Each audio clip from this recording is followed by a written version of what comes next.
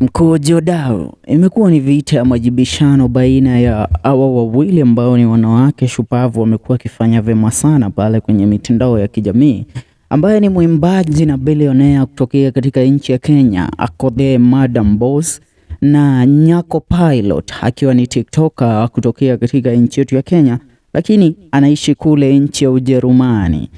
Ni jambo ambalo limekuwa likiendelea sasa kwa muda. Wamekuwa wakijibishana, wakuwa na vita ya majibishano pale kwenye mtandao wa kijamii wa TikTok. Both of them, kila mmoja akiwa na mashabiki wake ambao wanamuunga mkono na wanamsupport kwa kile ambacho amekuwa kikifanya.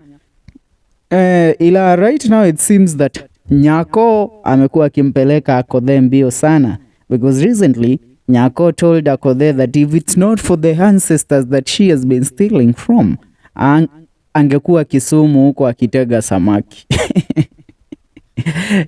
Kuna watu ukichagua matusi, lakini pia Akothee si mchache mzee baba. Ni eti TikTok account imekuwa suspended kwenda live kwa muda, lakini pia yeye amepanga comeback ingine itakuwa imekwenda shule wakati atakuwa kirejea. So right now in the dynamic realm of social media, disputes and controversies, we always say they are frequently happening between different personality. A recent example is that of Kenyan celebrities Akothee and Nyako, who engaged in a heated exchange on TikTok, casting a spotlight on Akothee's personal life and purported financial gain from her marriages. Now, Nyako took to the popular video sharing platform to assert that Akothee's financial prosperity is intricately connected to her 5 marriages, emphasizing the substantial monetary benefits derived from her divorces with affluent white partners. The assertion has ignited speculation and discussion among fans and followers eager to understand the dynamics behind Akothee's wealth. Akothee, a well-known musician and entrepreneur, has previously been candid about her personal life, including her marriages and divorces. However, Nyako's recent accusation has added a new layer of complexity to the public perception of Akothee's success.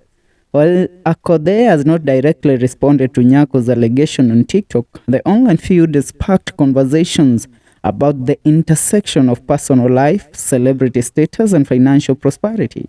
It is crucial to approach such public dispute with a critical lens, recognizing that personal matters can be distorted or sensationalized in the digital realm.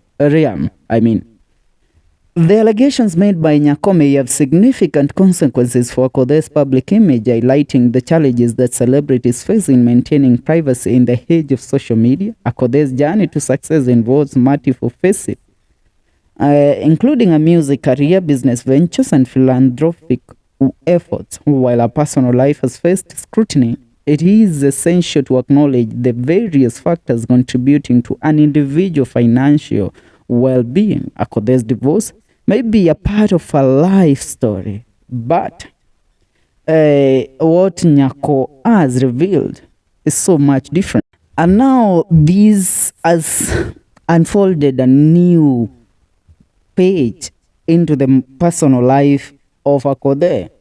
Now, responsible engagement on social media and the importance of fact-checking before accepting claims at face value became crucial consideration in these discussions. Remembering that Akothee also told Nyako hata afanye nini aweze mfikia, because Akothee says, mimi nina degree, nimesoma, niko na pesa, niko na numbers kukuliko, both on all the platforms, so it doesn't matter what you think you have gained. Akimwambia wewe umekuwa usijui ukifanya nini huko Germany, a lot of things. Amwambia hata mimi nimesomesha watoto wangu Kenya, umeenda sijui kujificha wapi, all that kind of nini. But right now we are waiting for the response from Akothee in regards to the recent matters that are rising. For now, that's what's up. Make sure una subscribe. Tuungane in our next video.